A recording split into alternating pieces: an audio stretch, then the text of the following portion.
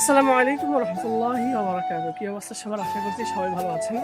আলহামদুলিল্লাহ, আপনাদের দোয়ায় আমিও অনেক ভালো আছি।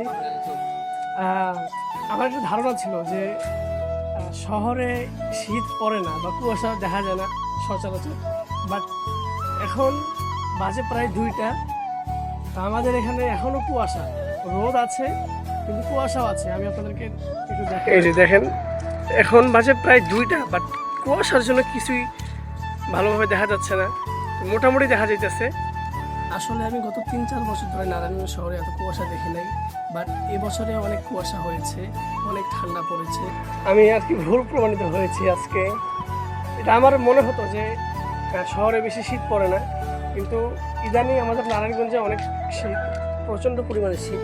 প্রায় 3 থেকে 4 দিন ধরে কিছুই দেখা যাচ্ছে না, মানে রোদ নাই, শুধু কুয়াশা আর কুয়াশা। বাট আজকে একটু রোদ পড়েছে, মাশাআল্লাহ খুবই ভালো লাগতেছে। এই জন্য ছাদে আসছি, এসে আপনাদের সাথে ভিডিওটা শেয়ার করলাম। তো কোন জেলায়, বাংলাদেশের কোন জেলায় কেমন শীত পড়েছে অবশ্যই কমেন্টে জানাবেন এবং সবাই ভিডিওটাকে শেয়ার করবেন। আসসালামু আলাইকুম ওয়া রাহমাতুল্লাহি ওয়া বারাকাতুহু।